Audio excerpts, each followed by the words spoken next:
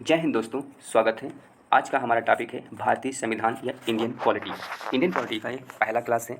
आप इस वीडियो को बहुत ध्यान से, क्योंकि इसमें मैंने ऐसे क्वेश्चंस रखे हैं जो यूपी के आने वाले जितने भी एग्जाम हैं, चाहे यूपी ट्रिपल एस एपेट हो, यूपी प्लस हो या AR हो या RO हो, जितने भी ऑल इंडिया में भी जितने एग्जाम होते हैं, संविधान से एक नए क्वेश्चन आपको मिलता ही मिलता है। तो इस वीडियो को बहुत ही ध्यान से और लास्ट तक जरूर देखिएगा। तो चलिए स्टार्ट करते हैं। पहला प्रश्न है, कैबिनेट मिशन योजना के अनुसार संविधान सभा के चुनाव कब संपन्न हुआ? तो आपका राइट आंसर होगा ऑप्शन ए है जुलाई 1946 ईस्वी में संपन्न हुआ, यानी option A is the right answer है आपका। अगला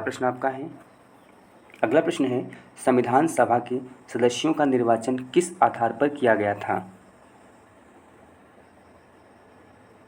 तो आपका राइट आंसर होगा ऑप्शन ए है जनता द्वारा प्रत्यक्ष निर्वाचन के आधार पर संविधान सभा के सदस्यों का निर्वाचन किया गया था। Option A is the right answer है। अगला प्रश्न आपका है, संविधान सभा का संवैधानिक सलाहकार किसे नियुक्त किया गया? तो आपका राइट आंसर रहेगा ऑप्शन सी है doctor VN Rao. Option C is the right answer है आपका। ऐसे क्वेश्चंस परीक्षा में अक्सर पूछ लेता है, तो ये वीडियो को बहुत ध्यान से और लास्ट तक देखिएगा। अगला प्रश्न आपका है, संविधान का प्रारूप समिति के अध्यक्ष कौन थे? तो आपका राइट आंसर रहेगा ऑप्शन डी है Rajendra Prasad, doctor Rajendra Prasad. Option D is the right answer है। अगला प्रश्न आपका है, संविधान निर्मात्री सभा में झंडा समिति के अध्यक्ष कौन थे? तो आपका राइट आंसर रहेगा ऑप्शन बी है GB Kripalani. Option B is the right answer. अगर वीडियो अच्छी लगी हो तो चैनल को सब्सक्राइब कीजिएगा और लाइक भी कीजिएगा और अपने दोस्तों में भी शेयर कीजिएगा। अगला प्रश्न आपका है, देश की स्वतंत्रता के पश्चात संविधान सभा की प्रथम बैठक कब हुई? तो आपका राइट आंसर रहेगा ऑप्शन सी है 31 अक्टूबर 1947 को देश की स्वतंत्रता के पश्चात संविधान सभा की प्रथम बैठक हुई। अगला प्रश्न आपका है, संविधान सभा द्वारा संविधान को किस दिन स्वीकृति प्रदान की गई? तो आपका राइट आंसर रहेगा ऑप्शन सी है 26 नवंबर 1949 को संविधान सभा द्वारा संविधान को स्वीकृति प्रदान की गई थी, यानी option C is the right answer है आपका। अगला प्रश्न आपका है, संविधान सभा द्वारा पारित संविधान में कुल कितने अनुच्छेद और अनुसूचियां थीं? तो आपका राइट आंसर रहेगा ऑप्शन सी आपका है 395 अनुच्छेद थे और 8 अनुसूचियां थी, यानी option C is the right answer है आपका। अगला प्रश्न आपका है, संविधान सभा का भारतीय गणराज्य की अंतकालीन संसद के रूप में आविर्भाव कब हुआ? तो आपका राइट आंसर रहेगा ऑप्शन बी 26 जनवरी 1950, यानी option B is the right answer. अगला प्रश्न आपका है, संविधान सभा का प्रथम अधिवेशन कब प्रारंभ हुआ? तो आपका राइट आंसर होगा ऑप्शन बी 9 दिसंबर 1946। Option B is the right answer है। ये क्वेश्चन बहुत ही इम्पोर्टेंट है, ये परीक्षा में अक्सर पूछा गया है।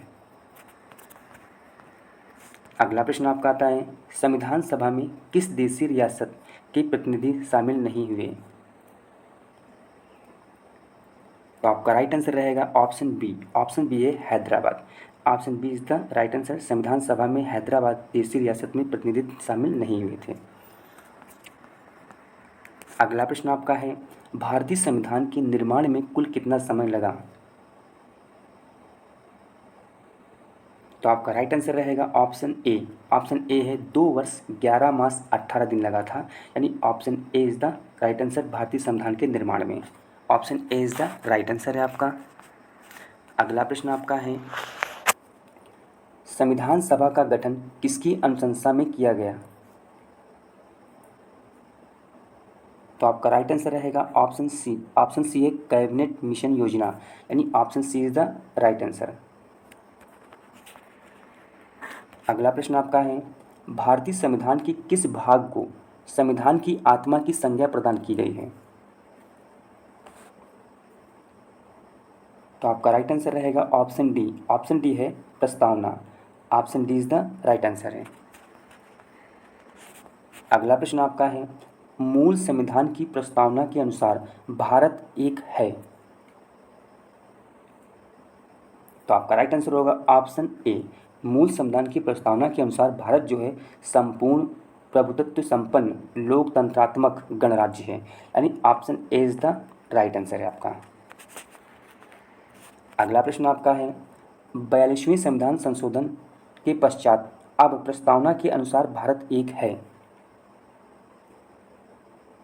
तो आपका राइट आंसर रहेगा ऑप्शन ए, संपूर्ण प्रभुत्व संपन्न समाजवादी पंथ निरपेक्ष लोकतंत्रात्मक गणराज्य है, यानी option A is the right answer है आपका।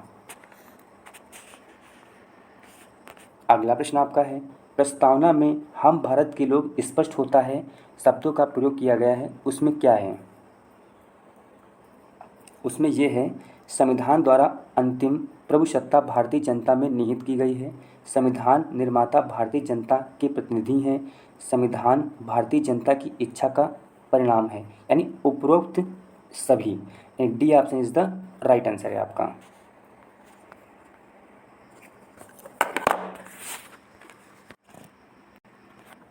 अगला प्रश्न आपका है, अगला प्रश्न है, भारतीय राज्य का स्वरूप गणतंत्रात्मक है, इसका क्या अभिप्राय है?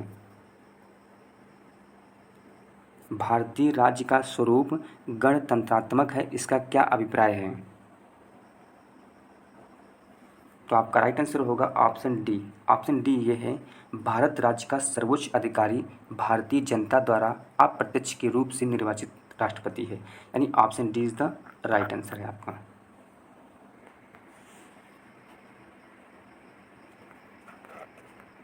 अगला प्रश्न आपका है, सामाजिक न्याय का अभिप्राय है। सामाजिक न्याय का अभिप्राय है। तो आपका राइट आंसर होगा option D. Option D is the right answer. पहला पॉइंट ये कहता है, समाज में व्यक्ति को व्यक्ति के नाते महत्व दिया जाए, जाति धर्म वर्ण लिंग नस्ल या अन्य किसी आधार पर भेदभाव नहीं किया जाना चाहिए, सभी नागरिकों को स्वतंत्रता के साथ समानता प्रदान करना इसका भी अधिकार है। तो यानी उपरोक्त D is the right answer है आपका। अगला प्रश्न आपका है, राजनीतिक न्याय की प्राप्ति के साधन। तो आपका राइट आंसर होगा ऑप्शन सी, यानी ए और बी दोनों सही हैं। वयस्क मताधिकार, यानी राजनीतिक न्याय क्या है, आप वयस्क 18 साल के हो जाएंगे तो आप वोट देने का आपको अधिकार है। दूसरा, धर्म जाति वर्ण आदि के आधार पर राजनीतिक क्षेत्र में भेदभाव नहीं किया जाएगा आपका, यानी option C is the right answer है आपका। अगला प्रश्न आपका है, आर्थिक न्याय में निम्न में कौन सी बातें निहित हैं? आपका राइट आंसर होगा ऑप्शन डी, उपरोक्त सभी। सभी व्यक्तियों के लिए उनकी क्षमता और योग्यता के अनुसार रोजगार के बदले में भरण पोषण के लिए पर्याप्त वेतन, गंभीर आर्थिक विषमताओं का अंत, यानी option D is the right answer है। आर्थिक न्याय में तीनों पॉइंट लागू होते हैं, option D is the right answer है। अगला प्रश्न आपका है, भारतीय संविधान की प्रस्तावना को, अगला प्रश्न ऑप्शन बी कहता है न्याय योग स्थिति प्राप्त नहीं है, यानी option B is the right answer है। अगला प्रश्न आपका है, पंथ निरपेक्षता का अभिप्राय है। तो आपका राइट आंसर होगा ऑप्शन सी, राज्य किसी भी धर्म विशेष को राज धर्म के रूप में मान्यता नहीं देगा, यानी पंथ निरपेक्ष का मतलब ये होगा राज्य में किसी भी धर्म विशेष को राज धर्म के रूप में मान्यता नहीं देगा, यानी option C is the right answer है आपका। अगला प्रश्न आपका है, केशवानंद भारती बनाम केरल राज्य के वाद में सर्वोच्च न्यायालय ने निर्धारित किया कि, क्या निर्धारित किया था कि उद्देशिका संविधान का भाग है। Option A is the right answer है।